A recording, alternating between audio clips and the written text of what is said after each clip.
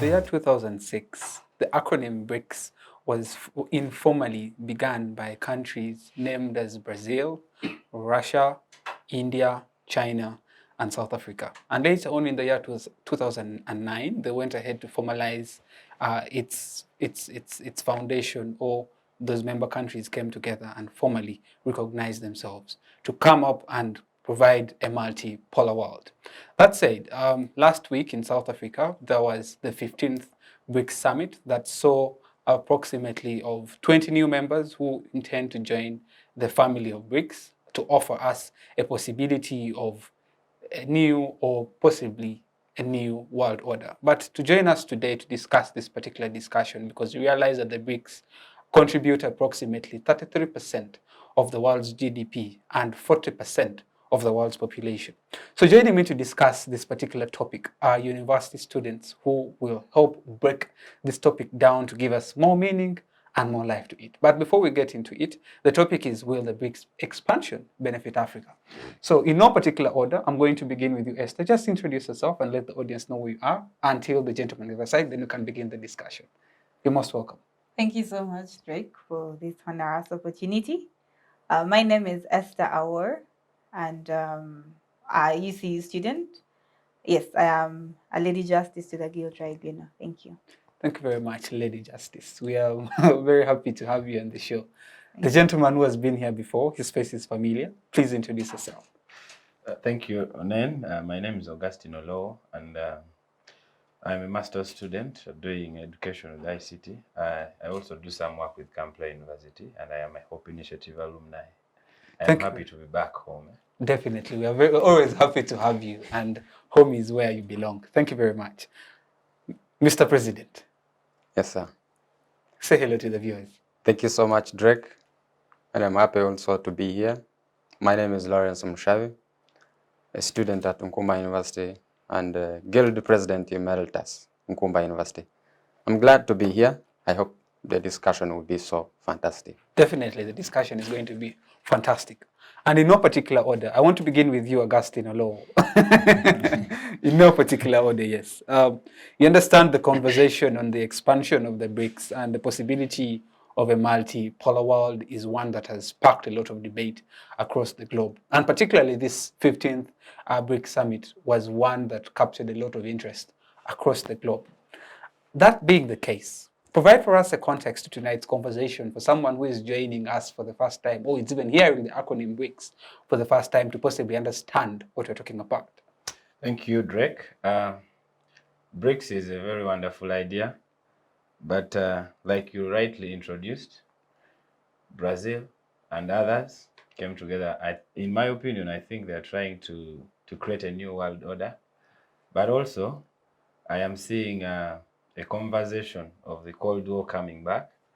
I think that the current superpowers of the world are trying to get themselves closer so that they can possibly fight the G7. And that forms opinion of having other countries that are currently developing, currently economically powerful, into what they into their arrangement. Of course, BRICS is not very formal. You may not call it a bloc, you may not call it an alliance, you may not call it all those, but we can call it an understanding between countries that I call a superpower and superior to the rest of the world, and maybe trying to create something that competes with what is currently available, especially economically, because you can see with the existence of IMF, with the existence of the World Bank and so on, now they they intend to create, they have now a National Development Bank for the BRICS nations, and so which has a good sum, $100 billion US. And also the other thing economically is that they try to fight the US dollar, so that these currencies can now become more popular than the dollar. So there is a lot going on, and I think that's, from me, how I see the basis of BRICS. Of course, they now try to tap into the Middle East and Northern Africa, and that's why you see Egypt there. That's why you're seeing Saudi Arabia there.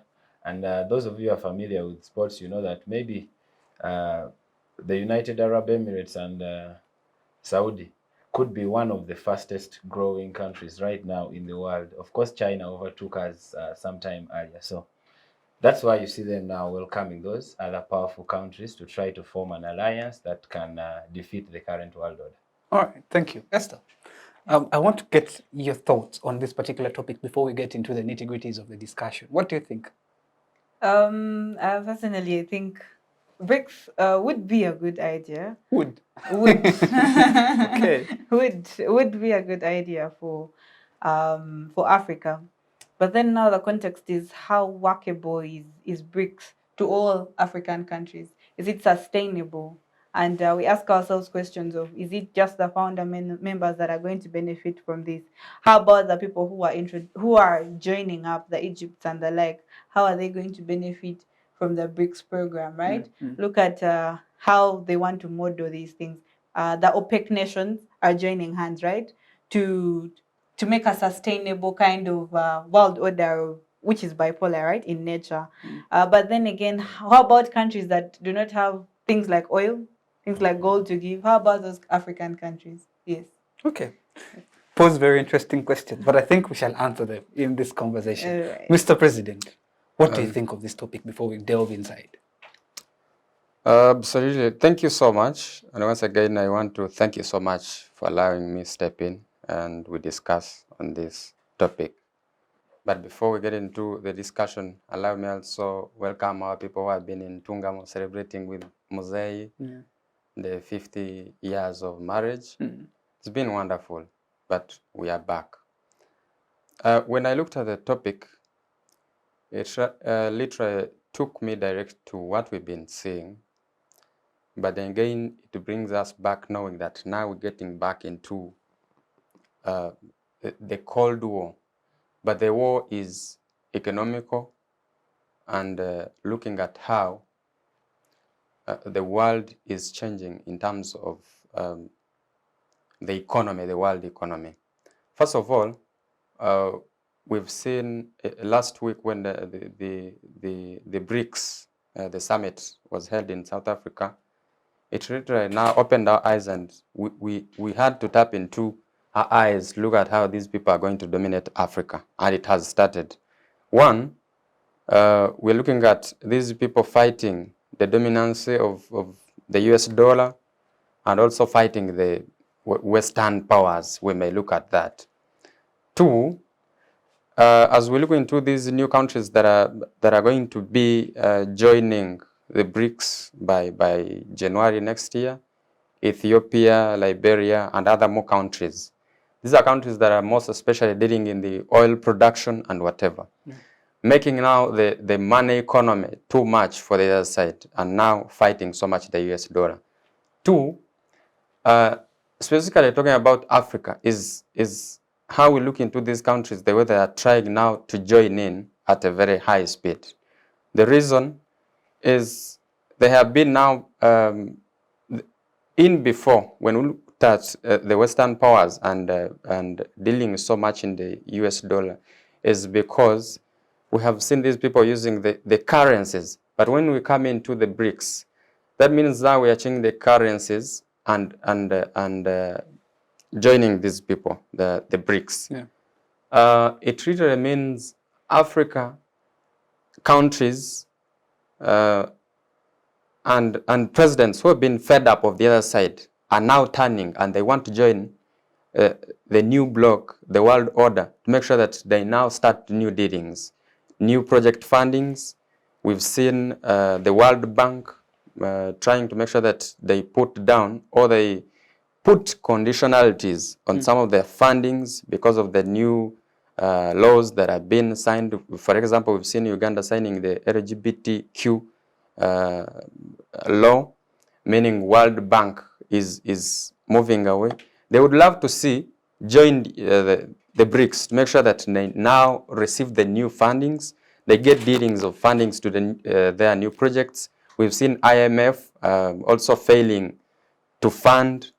So it is giving an alternative move to make sure that these some of these countries receive the other way forward to make sure that they move on. I think it is a great move for African countries who are trying to join, and it will literally put the big stake the other side of the US and Western powers. All right. Thank you very much for all that wonderful insight to this conversation. Now, back to your law.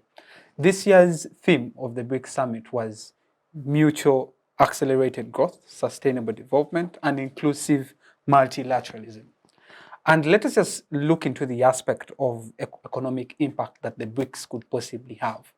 You realize, or if I told you read into much into the BRICS, what they're into providing an alternative that the Western world has failed to provide, particularly the United States. You realize when countries are going to possibly borrow money from World Bank, there are conditions that are imparted on these countries that the money that you're going to borrow, you shouldn't go ahead and industrialize. There are strings attached to it. So BRICS are coming in to provide an alternative to how economies do their business without providing stringent strings attached to it. Now, I wanted to assess the economic impact that particularly the BRICS could offer to African countries when they join. When you realize at the moment, we have countries like Egypt that have applied to join. We have countries like, for now, the strong economies in Africa. You also know that joining BRICS is not an open hall for everyone to just come in and move out. It takes a process. And for now, they're taking in those economies. Assess the economic impact that this could have on African countries. Yeah, you rightly put it, that the current BRICS, the 5 nations, as you rightly put, have 33% of the world's global GDP. Yeah. If they expand, they are likely to go up to 46%. That means 11 nations literally will be controlling the entire world. And so when you get back to Africa, if they're able to give aid, if they're able to create a pond from which we draw money, and it doesn't have sanction threats or even a lot of strings attached, yeah, then we are able to see ourselves grow as Africans as well. But of course, you rightly put it, BRICS is not for everyone. I want to look at it as in the military sense, because if you look at it properly, you're looking at those countries that are economically powerful, have oil, and also have a military might, even within Africa here. So economically, it makes sense to some extent. However, for me, I want to look at the militarization of the whole idea.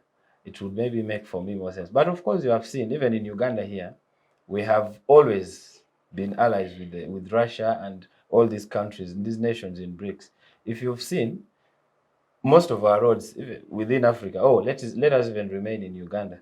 You've seen most of the investors, let us not even talk about the roads, most of the investors in Uganda are Chinese, or people saying they're Chinese. So with that kind, they've constructed the Entebbe Express, you remember. Now that is one of the things that we're more likely to gain from BRICS. Mutual, of course, accelerated growth. That one, yes. But of course, it also doesn't come with no strings attached exactly. Economically, we are likely to see a lesser developed African nation than where we are now. Because you see, why you see these people coming into all these African countries is the possibility of oil. You remember that there is something called the oil curse also, which may likely consume these African nations that are entering into BRICS, because the other 5 are already superpowers, and I don't even think South Africa is supposed to be in the top 5 there. But it is okay now that they are there to represent Africa. So, whereas there is economic sense, it is most likely as well that it may take us a little bit below the belt. All right. Awor, Yes. You asked the question, is it sustainable? Before we get to the sustainability question, I want you to also assess the economic impact. I just, drawing from what is happening now, the Western world, particularly the United States, when they're going to do business with you, they oftentimes take the driving seat and you're not looked at as partners. And what the BRICS are trying to do, they're trying to beat that ideology that African countries can be your partners and not people that you can just come and play about with. Now, that said, you realize that the economic impact will help boost trade, would help increase the number of developments here and there. What do you think that the BRICS possibility would have on economic impact in Africa? Um, all right. Okay, I'm going to try to give two sides of this coin. But answering your question is the BRICS. If you look at it in the sense of economic impact, if I'm now relating to OPEC, I'm relating with what's even happening in Uganda. Like he said, the Chinese are in Uganda making roads and doing all the infrastructure they can do in this country. It then gives us a leverage as African countries because look at countries like China. China supports Africa so much, yes, and these guys are, I could say, this is the market for oil in Africa, the Africa that gives. So you find there's a form of mutuality, right? I'm giving you something in return for another, right? And in that, in turn, we are having trade, right? We are giving them the oil or what we have to offer, and then they're giving us infrastructure, they're giving us services, right? So at the end of the day, it's almost like a win-win situation where I gain and they also gain. Yes. So the BRICS ideally provides an opportunity for African countries. But now such instances where the West pulls off and says, you know what, no resources, no funding for you, then this is now going to be a platform for African countries to trade amongst themselves. But like I said earlier, it's more beneficial to the founders, like the big four in this, because you see South Africa was just added later on, and it still is its capability to even for its capability to make decisions and stuff are still minimal, because if we are voting and we are putting hands for African countries, we only have one hand, right? So ideally, I think in that regard. But on that point, you see, the BRICS was formed on a philosophy that you see in the G7, very many countries have been left out. And the aspect of representation, on global governance is something that prompted the formation of the BRICS.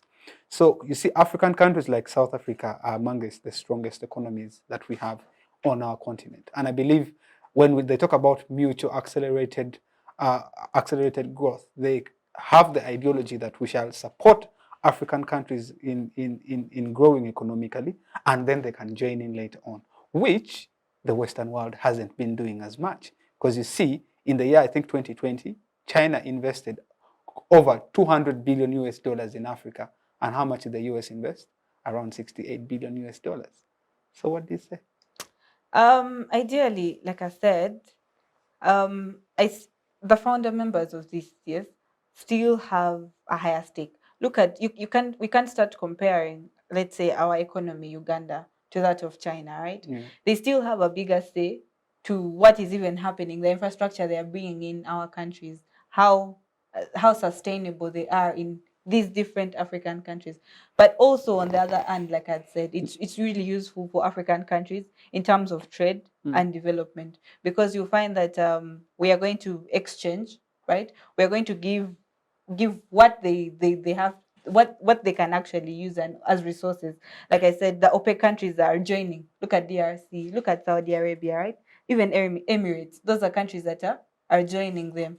So at the end of the day, we are seeing African countries also elevate. But then, like I asked earlier, what happens to those countries that don't have something to offer?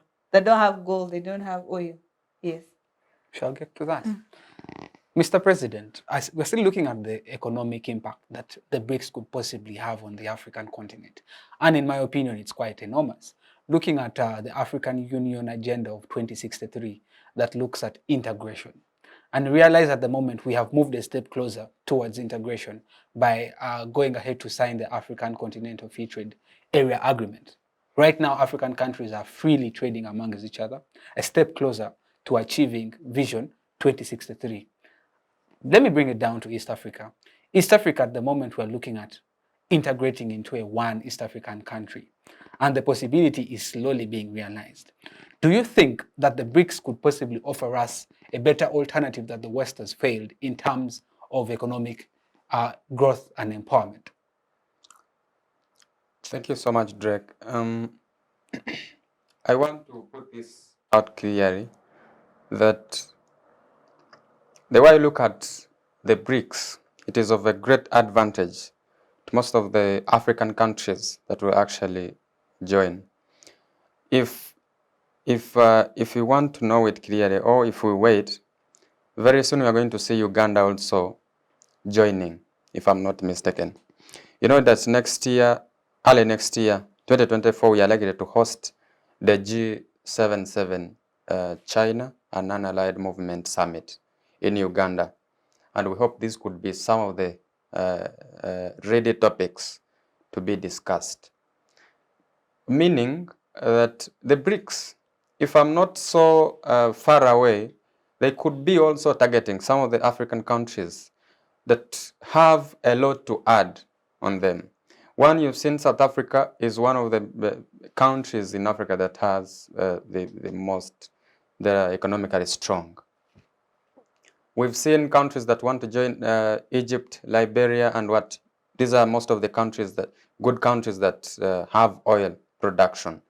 Uganda, we expect also by in few years to come, start producing oil, meaning you have a great impact and you're going to do a lot when you eventually join.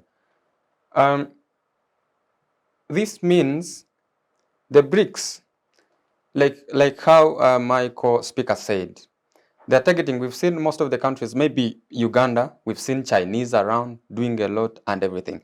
But we also want to realize that some of the countries, I've seen also Saudi Arabia is among the countries that want to join. Uganda is eventually now getting into the line of international trade. Countries Liberia, we recently got the market to export our milk, powdered milk, around 3 billion tons, I think. Trading within East Africa, we're looking at now policies of the international trade within Africa and also the other countries, meaning it will set a very great step for our economies, for the opportunities, bilateral relations getting very well, and meaning it literally now takes that bigger step, more than the way we've been performing with the Western world. Absolutely, that's how I look at it. All right, thank you.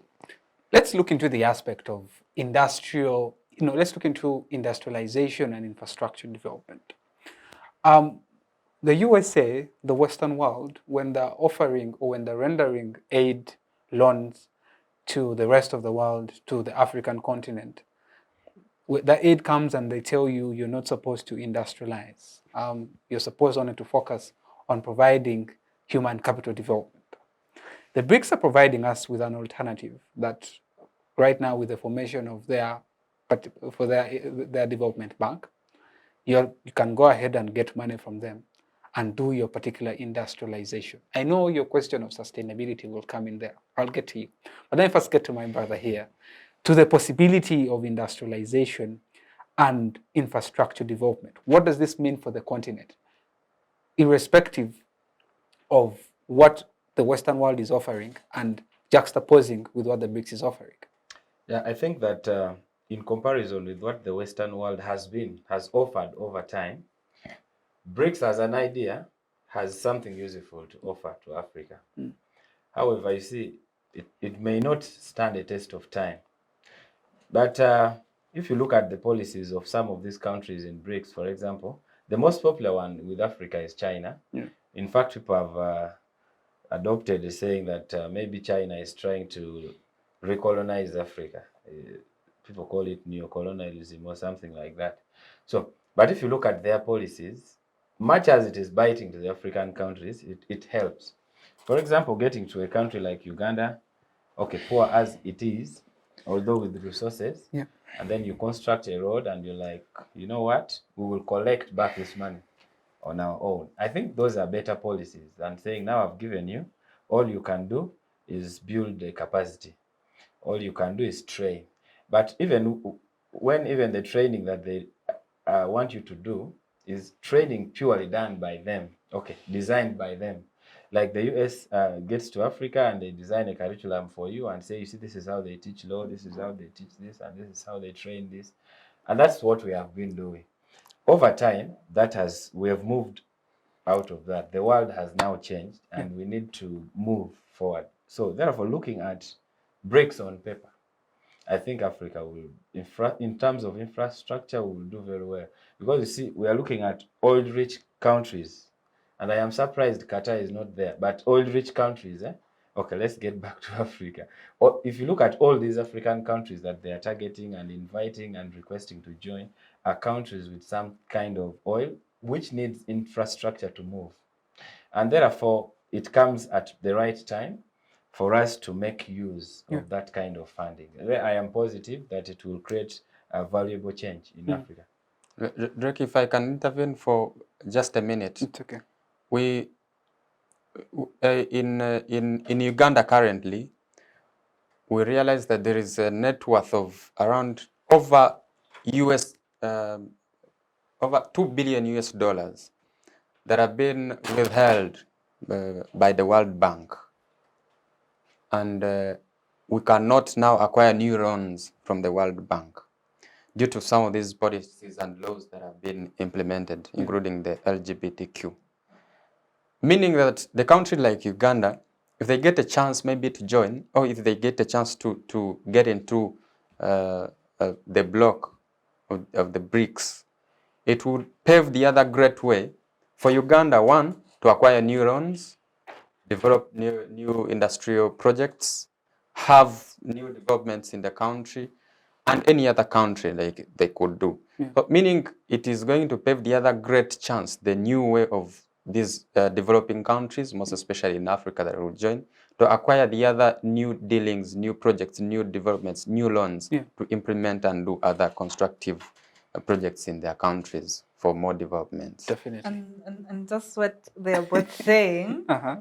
I think it would make sense, like you said, in terms of infrastructure. Why? Because now if we're looking at Uganda, for example, where we have the Chinese coming in, constructing for us roads and stuff, and we're seeing profit repatriation, right? And this money is all going back that side, right? But now if we have if we joined this coalition, or if this was actually applicable to us, then we'd have a more of one-on-one, a mutual understanding where it's not profit repatriation, but I am doing this because, so it's a good thing for in that regard. In that regard. Yes. Okay, how about on the other regard? Which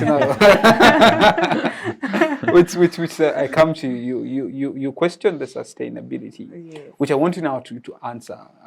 You understand sustainability is looked at on various aspects, but my understanding of sustainability looks at how friendly do we do all these projects at the cost? Is it at the cost of the environment or not affecting the environment? But maybe you have a different understanding of sustainability as regards to industrialization, as regards to infrastructure development. But then my straightforward question to you is, first of all, address that question of how sustainable it is. Tell us whether it's sustainable or not, the formation of the BRICS and the impact it possibly have on Africa. If at all, yes, it's going to have a positive, sustainable impact in Africa. Do you then think we should opt for it as African countries when it's open up for a number of us to join and apply to be part of? Oh, okay. All right, that's a good one. Well, you see, in times like this, everything is procedure, right? Procedural. And when I'm looking at sustainability, I'm looking at how long it's going to take us to reach there. For them and their vision or whatever they envisage to apply in Africa, right? Because now I'll take you back to history. Look at the NATOs, right? The USSR that performed then also for the economies, right? And we now know how they have fallen into play. But now, how sustainable is or are the BRICS going to be in regards to African countries? And that's why I said, what happens to African countries that don't have oil, they don't have gold to give, right? What happens to them? Do not participate in international trade, right? And if they're participating, what products are they doing? Is it agricultural produce, right? And how much are they going to gain from that, right? So for me, an ideal of sustainability is looking how workable this is going to be for all African countries and how beneficial it's going to be for them. That indeed it's going to be a mutual understanding and not the other power giving us and taking back from the other hand. Maybe let me respond. I may have the liberty to, let's just look at it from this angle.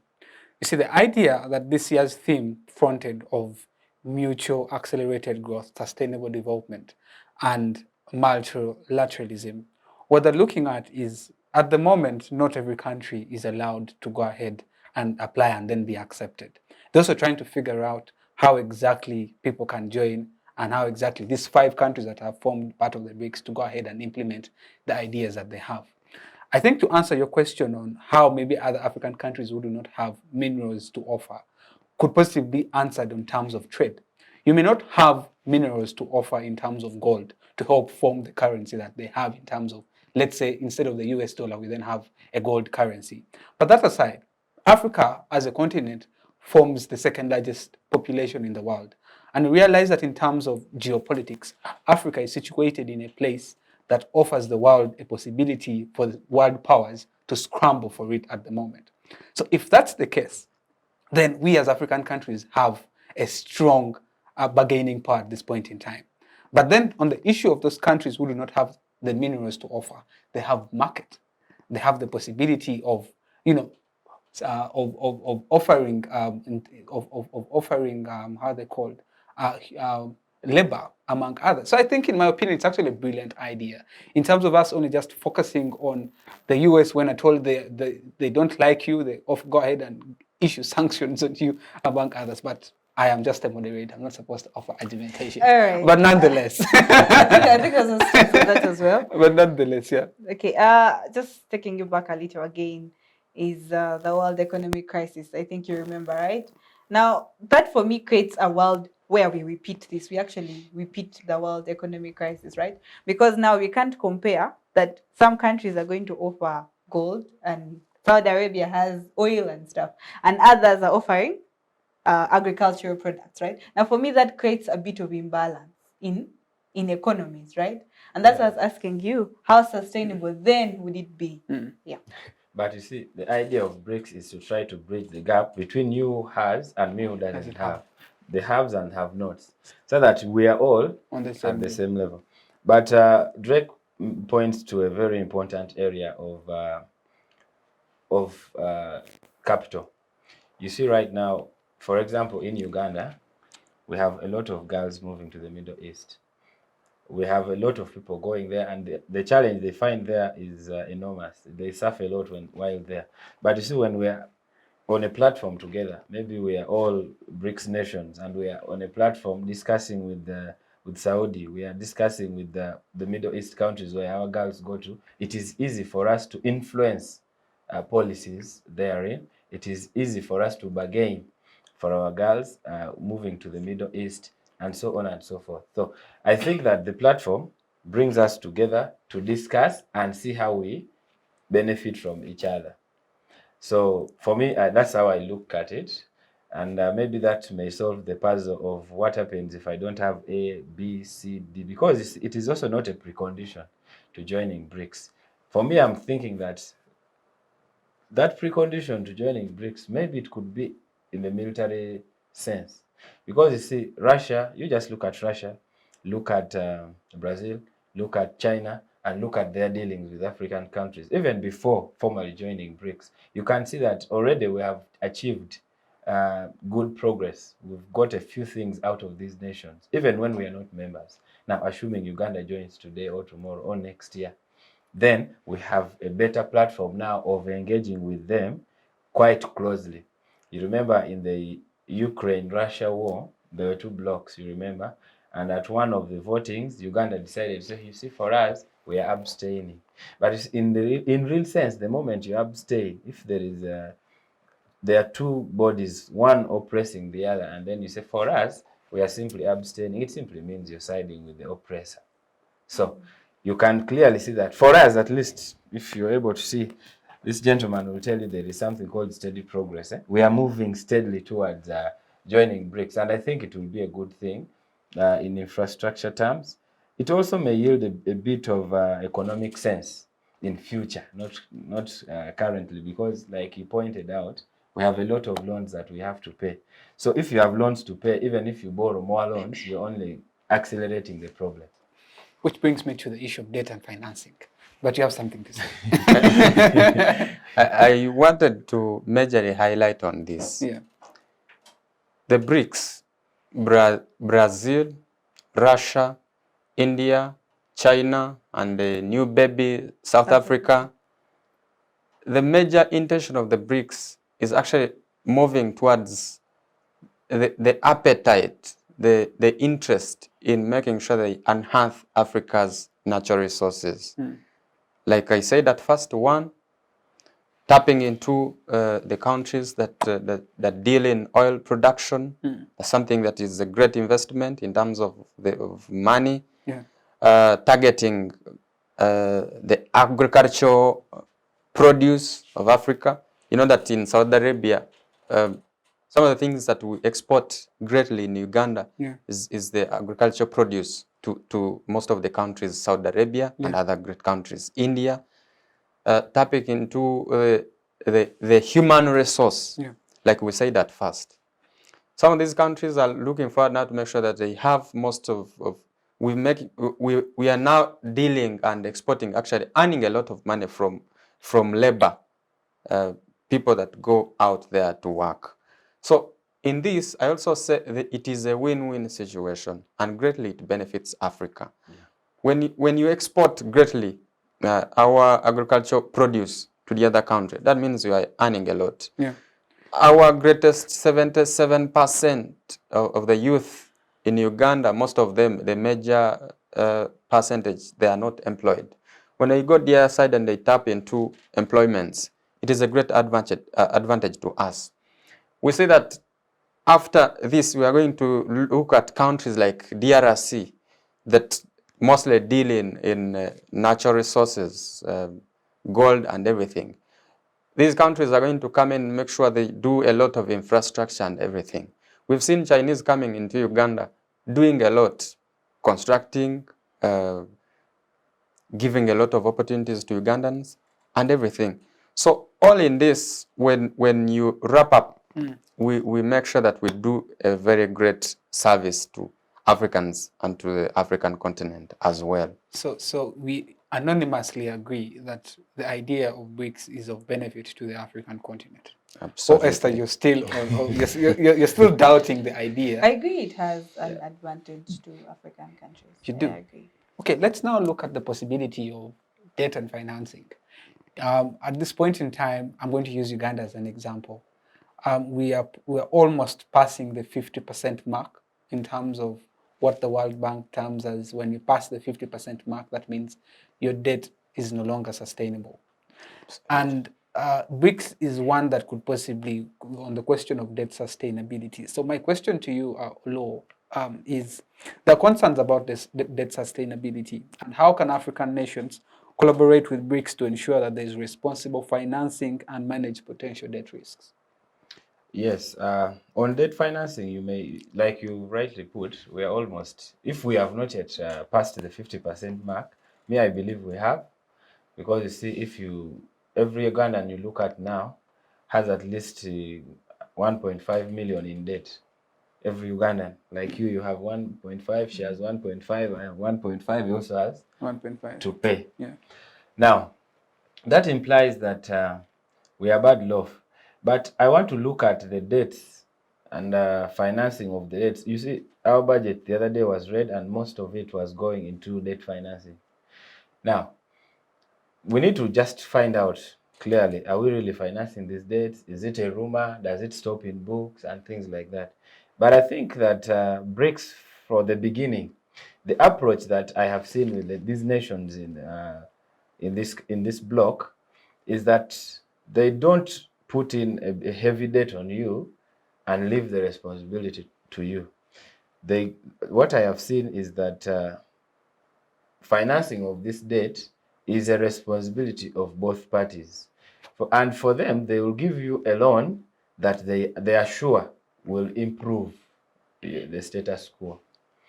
However much it may be with a higher interest than the US has been giving us, but at least you see that when they construct a road, China participates in collection of the fees.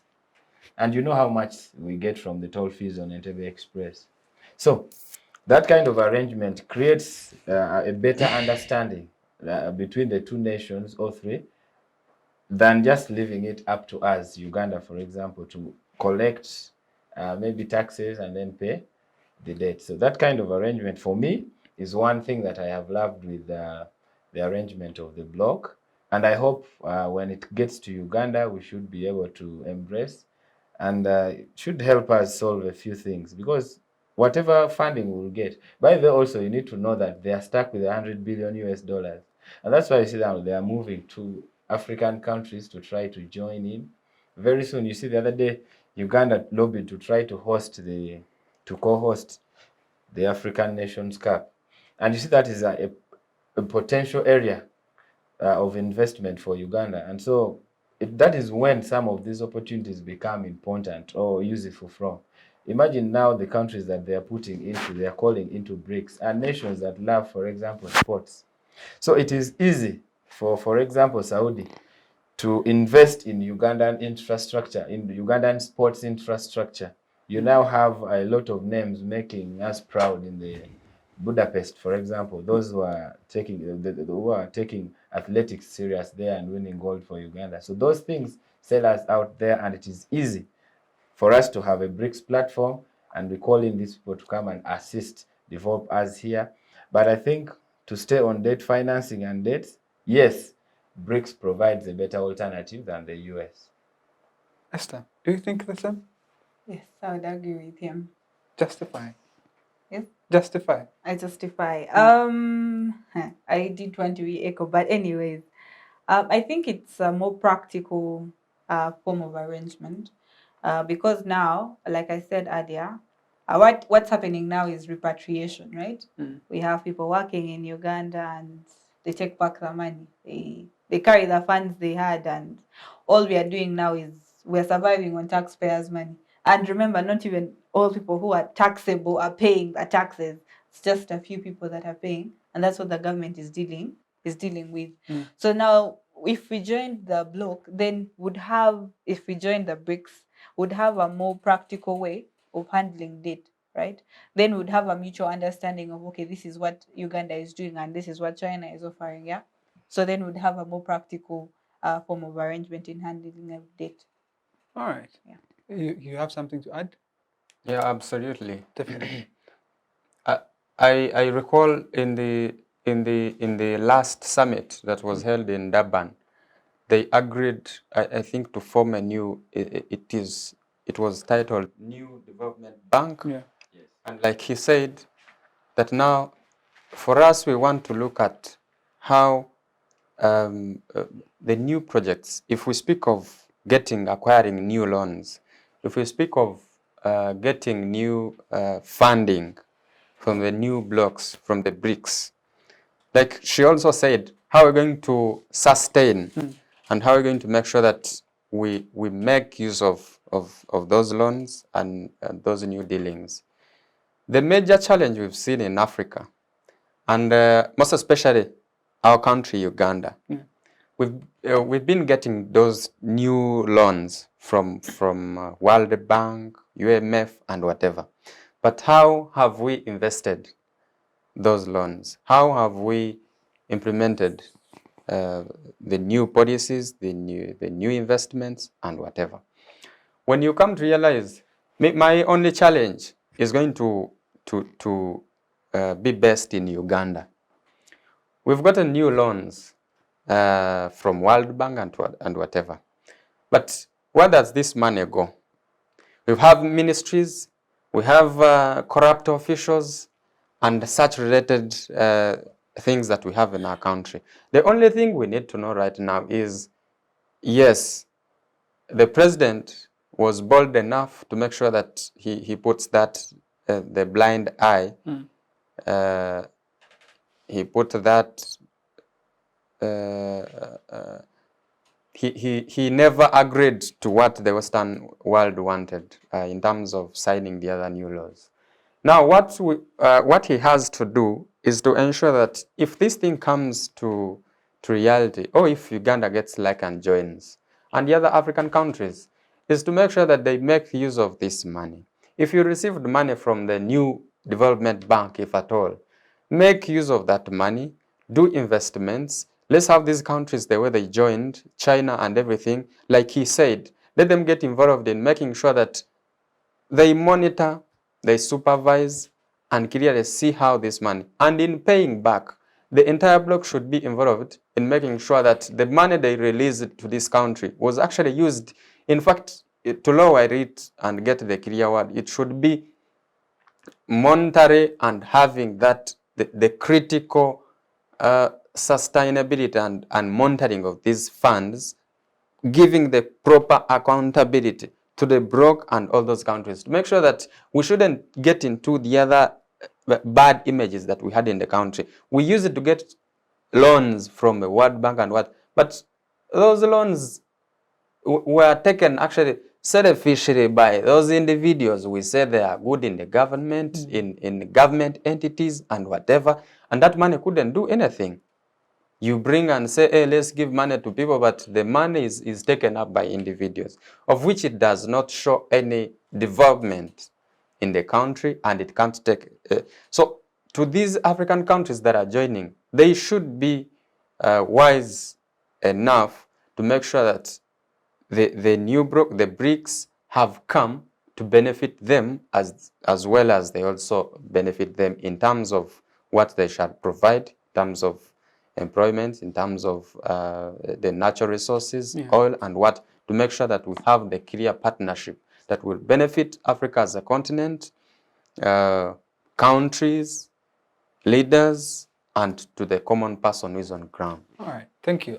As you can see, at the moment, the African countries that are joining, the African countries that have applied to join, Egypt, among few African countries. If you're to look into how their countries are run, you'd see the idea that there is political will in their governments. Absolutely. There is the aspect of minimal corruption in their governments.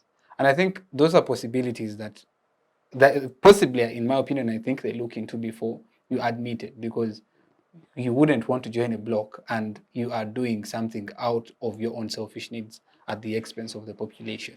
But other than that, when we get back from the break, we shall be discussing technology transfer, political and international diplomatic relations that this particular bloc provides. Otherwise, we have been discussing, will the expansion of the BRICS benefit Africa? And I've been joined by Lawrence, Augustine, and Esther. Stay with us, we'll be right back. Digital rights are those human rights and legal rights that allow individuals to access, use, create, and publish digital media, or to access and use computers, other electronic devices, and telecommunication networks. Digital rights include a right to freedom of expression, information and communication through technology, a right to privacy and data protection, a right to credit for personal works, a right to universal and equal digital access, a right to identity, a right to anonymity, a right to be forgotten, and a right for protection of minors, among others. The state's digital rights are frequently violated through various unfair actions, for example, blockage of websites and social networks, theft of credentials, unauthorized use of people's data for personal gain, privacy intrusion, online censorship, arrests and intimidation of online users, internet blockages, and the proliferation of laws and regulations that undermine the potential of technology to drive social, economic, and political development worldwide. It is hence every citizen's responsibility to respect rights of other digital users and to speak out or report to the responsible parties when one's rights are violated. Welcome back from that break. Before we went into the break, we were discussing the topic that will the expansion of the BRICS benefit Africa, and the arguments that have been raised earlier on in our conversation were relied upon grounds of economic impact, infrastructure, and in infrastructure and industrialization, and then conclusively debt and financing. But in this other half of the show, I want us to focus more on technology transfer and on political and diplomatic relations. I'll begin with you, Esther. I want us to look into technology transfer. We are in a modern day and age whereby technology is ever growing and fast growing, I may say. And are you a tech enthusiast? I believe so, because I saw you. I think you mooted in one of those moods for for tech? Yes, Yeah, cross-examination. perfect. And you realize that the BRICS, that is Brazil, Russia, India, China, those are powerful nations in terms of technology transfer, particularly India, that is, I think, the fastest growing economy at the moment. That said, how will Africa benefit from the BRICS in terms of technology transfer? That's a very good point. I think Africa would greatly benefit from this because, as I said earlier, we're looking at right now what's happening is China, right? In Uganda. We're looking at I'll base on China because it has really supported, I could say, Uganda. They have really worked hand in hand. They provide infrastructure, right? But even still, if you look at the market for Chinese phones, for Chinese products, Uganda is a very big market for it, right? So if Uganda joined the BRICS, right, like we said, it's a mutual kind of understanding, right? Like also my colleague here said about the ideal of oil in Uganda, right? Where we have the Lake Albert, right? With the oil and things like that. So I think it would be something nice for Uganda to tap into, and then would have more conversations together with Uganda and China in regards to technology enhancement. One, we have the market for them as they produce, right? And they also have a market for us as we produce our products. So, yes. Definitely powerful. Augustine, what do you think? Well, I think that, like you rightly said, these four nations are very good at tech. And by the way, let me first bring it down here that if you see 10 of you young people in Uganda now, at least 9 of you are carrying Chinese phones. Definitely. So that is the kind of impact that BRICS may create in Africa. But also away from just phones and computers and those gadgets, I think they also bring in new ways of extracting oil and extraction, transportation, and sale of oil. And I think that is the area that we are supposed to surely look at very critically. You understand that right now there has been an attempt to have a standard gauge railway from Mombasa port to Uganda all through to the DRC. So we need these nations as Africa to try to tap into how far they have gone, and they also need us to provide the platform for them to experience to try to showcase their ideas and how far they have gone. Otherwise, in form of technology, 5G now, there is also now a very critical area of artificial intelligence and expert systems. I think that we are moving towards that level, and BRICS may be important for Africa, especially now that the world seems to be abandoning the West, which come with a lot of sanctions and a lot of strings attached to embracing the nations in BRICS, even before formally joining BRICS. So yes, technologically they will have a very big impact into Africa, and Africans should just prepare for what is ahead of them. Definitely. Yes, on that point of artificial intelligence, I got excited.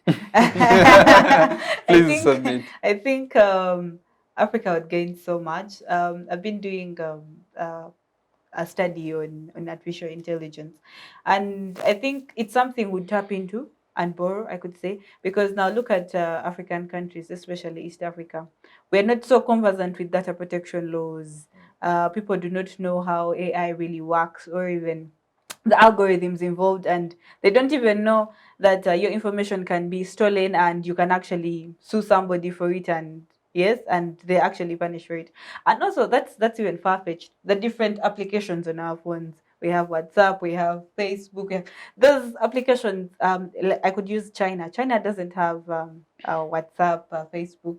Actually, India, they banned they don't have they don't use WhatsApp. They don't use WhatsApp. They have their own applications as countries that they use, right? Now, instead of getting profit repatriation, we are using apps that we don't even know where their headquarters are located. We could do Bubu. Yes, we could incorporate some of those ideas into Bubu, right? Buy Uganda, build Uganda, and would have some of these technical enhancements, because you find there are students who are doing ICT and things like that. But all that potential is going to waste, right? Because we are borrowing other people's ideas and we're not creating our own, right? Do you think we are just borrowing other people's ideas and not? I think we are very creative. We are creating our own. But the issue at hand is, let's say you are IT student, you come up with your particular app. It's in Uganda. How many people will actually support you that you have made an app from a university and they say this is a good app?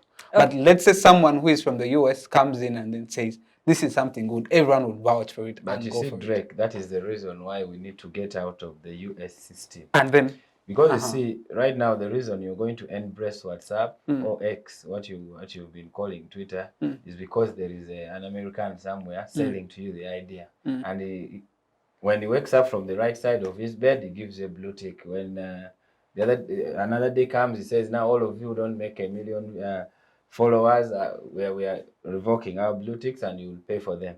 So we need to get out of that kind of education that is currently there. You see, Uganda is moving. The other day I told you that the new curriculum is going to change a lot of things. We are going to get out of the way of cramming things into really having ideas that we can transform into something. So that is the reason I think that in terms of technology, BRICS offers a good opportunity for Africa to just not cram.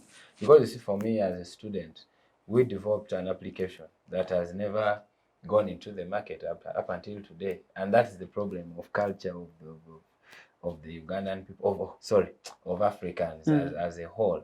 So we don't embrace what is from within us, because we also think that our people have no capacity to come up with something new. So, but if we build this kind of capacity and we are learning, for example, the Chinese system. The other day I was for a presentation and someone said that, do you know that that phone you're carrying was designed and assembled by a kid in China of maybe 9 years? Then I was like, okay. So for me at 28, 29, what am I able to assemble? Okay?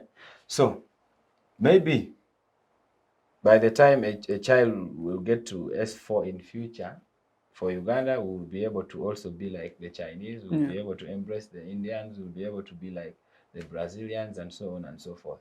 Yes, and also just on him, is the part of technology, and with technology comes income and finances, right? Because as we want to integrate into Bubu and buy our own products and do that, are we considering the costs of those things, right? So with such kind of platform, I think we leverage it to a better side on our end as Uganda or as Africa, because then we'd have a hand, would say, okay, we are trading this year, we're doing international trade, so we are gaining money, and so we are going to invest in these particular things. And like I said, accountability, right? Those are some of the things we would put as accountability, that, you know what, we have actually moved a step, and this is what we have done. Yes. You've been so quiet. I want to engage with you still on grounds of technology transfer in regards to climate change. You realize that Africa as a continent is at the moment the most prone and vulnerable continent in the entire world. Research has it in the year 2020 and 2021 that 52 million Africans suffered from effects of drought and floods. Now that constitutes 4% of the African continent, which majority of it is situated in sub-Saharan Africa. And Uganda is situated in sub-Saharan Africa. That aside, in terms of vulnerability and vulnerable groups, the most vulnerable groups when it comes to the adverse effects of climate are women, persons in terms of categorized as ages, what means young people and children, and persons with disabilities. I don't want to go into the nitty-gritties to show you how vulnerable they are, but the possibility of BRICS and the technology that they're going to bring, how beneficial is it to the African continent as regards to climate adaptation and mitigation, but also the technology that they bring to help Africa as a continent cope with the climate changes that we're facing? Now, Drake, some good 10 years back, we had a group of 2 young men, great innovators at Makerere University. Those 2 young boys, they invented a certain machine that could detect malaria, fever, and other related diseases. So after they invented that machine, it was accredited by Ministry of Health and other health sectors in regards to that. So immediately after these young boys invented that machine, it was something that was as productive, innovative, creative, as I've said, that they were invited to attend a certain summit in Europe. Immediately when they were invited to attend a summit in Europe, those two young men have never returned to Uganda up to now. They have gone. They are freely serving in the health sectors in Europe, serving the other people, and doing the great health service to such people, not in Uganda, the area the area that they have been living in, or where they were born from. The reason why I brought that example is to speak matters technology and Africans and Africa as a continent. The challenges we've had as Africans, we still face the challenges of neocolonialism and related issues. One, we have seen most of the young people in countries like China, the greatest, I think, economy lies in technology. And that's why we hold these phones and whatever that's made in China. The only greatest advantage we can have is to let our young people in Africa and African countries enhance, go and unlock the potentials in such countries that have developed in terms of technology. What we can only, the service that we can only do to Ugandans, if at all we get a chance to join the BRICS, to make sure that the youth, the biggest percentage of our young people are so much innovative to learn and see how people in China have managed to develop. If we have some of our young people, if you grow and reach the years of 30s and whatever, and you cannot do something that is so productive technologically, if you cannot develop something that is so useful to you, and then what do you expect to do? The only thing I know about, or something, the good chance these are debates that are eventually the audience we target university students. The only thing I can ask them and do is one. If at all we have some of these opportunities, how can we eventually tell our young people to go and benchmark, have these people, if Chinese are in Uganda, can we have them train us?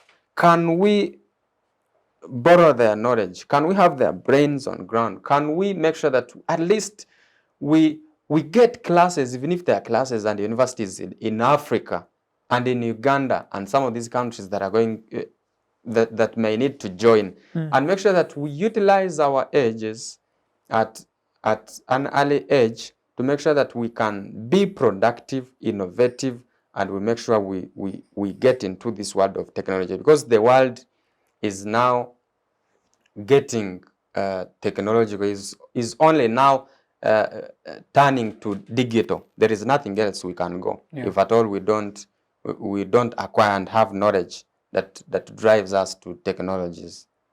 Thank you. Esther, I want us to drive the conversation to, as we reach towards the end of our show, towards the grounds of political and diplomatic relations. Let me give a little background.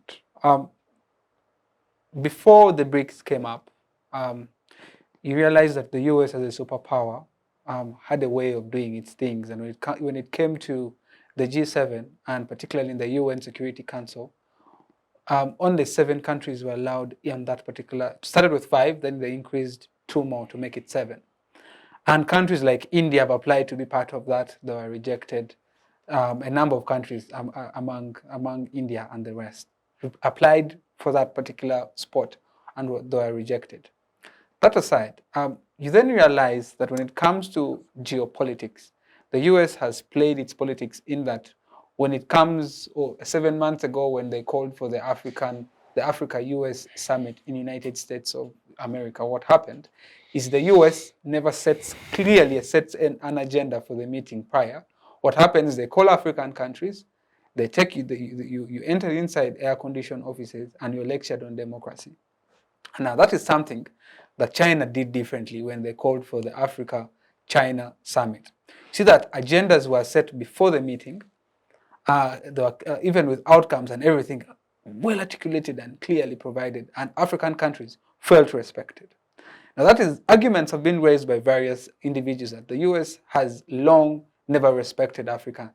They look at Africa as a continent has nothing to offer, so they have no respect. But now with the rising of the BRICS, there's a possibility that African countries have a partner to rely on, not someone who looks at us as we are possibly subordinates and they are the master. Which now brings us to the conversation of political and diplomatic relations. So my question to you, therefore, is assess how BRICS expansion could influence Africa's geopolitical relations with other global players and regional organizations. And that will go to yours, Augustine, and then my brother. That's a very nice one. And it's a really nice question because, like we have had the discussion before, right? It's an understanding of mutuality, right? Where we have a win-win situation. Yeah, both parties are benefiting from it, and this time it's even better because, like I said earlier, it's not profit repatriation. It's not I'm coming to work in your country and I'm taking back returns, right? And then you have to pay debt, right? Now it's a conversation of we sit here like we are sitting here and we discuss, right? So this in turn gives upper hand to any African country to come and say, you know what, this is a policy we want to implement, and this is what we need, right? So as a requirement, or in a sense that we join them, then we'll have an upper hand to say, no, this is not what we want, or this is not what we signed up for, right? And then we say, yes, this is what we signed up for. So then it gives us the leverage of having a say, yes, in policies that are going to directly affect us, and not later on and realizing that, you know what, this policy was doomed, was meant to doom us. Now we have a say that, okay, if this is what you're bringing to our countries, I think this is not workable. I think this is practical. So ideally it gives us a win-win situation with the even still look at the different regional bodies, look at OPEC, look at the EAC itself, right? And when we join, we will find that, okay, yes, Uganda will also probably be part of that, and we'll have relations with Saudi Arabia, we'll have relations with India. This is really good for Uganda, because then it would not be hard, like he said earlier. If we wanted to organize sports in Uganda, we just talk to our partner and say, this is what we want to do, this is the plan, this is the project and stuff. And then we would have that, right? But then also the shortfall comes in what he had mentioned earlier, in terms of accountability, right? With what happens to African countries, is the corruption still going? Is the political instability? Look at DRC, Congo. That's now the shortfall. But other than that, it's a vision that I think we can tap into. Augustine, representation in on global governance, such as the United Nations Security Council, is one that many countries want to be part of, and looks like that door has closed, and there's a possibility that the BRICS is offering a platform whereby it's free to many countries to come and have a say. What do you think on the issue of political and diplomatic relations and the possibility that the BRICS offer? All right, Drake, I think that the issue of governance is important for any country that is relating with another. And therefore, if you decide to join an important bloc like that, I want to call it a bloc. If you want to join an important bloc like that, then you should be sure of what you're getting into. And I think that BRICS offers very good alternatives for African nations to engage and speak about democracy and governance, and it gives us a big platform for diplomacy. If you look at how the US has been behaving with Africans, for example, the Queen, when we lost the Queen the other day, you saw how African presidents were treated, and then only POTUS was given a serious treatment.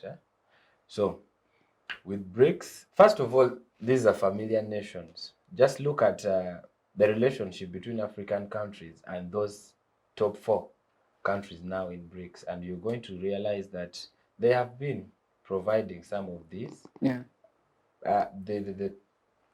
The Indian Prime Minister has always come to Uganda and has always traversed the African nation, and so it is something that they are used to. But getting directly to your question on how does this play for Africans, you must have observed earlier on that most of these African countries these days have been suffering with leadership issues.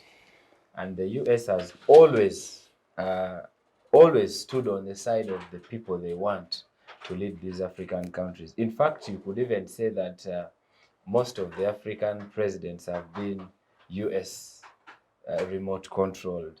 So if BRICS is going to provide a better platform for Africans in terms of governance, then that is going to be a very important thing.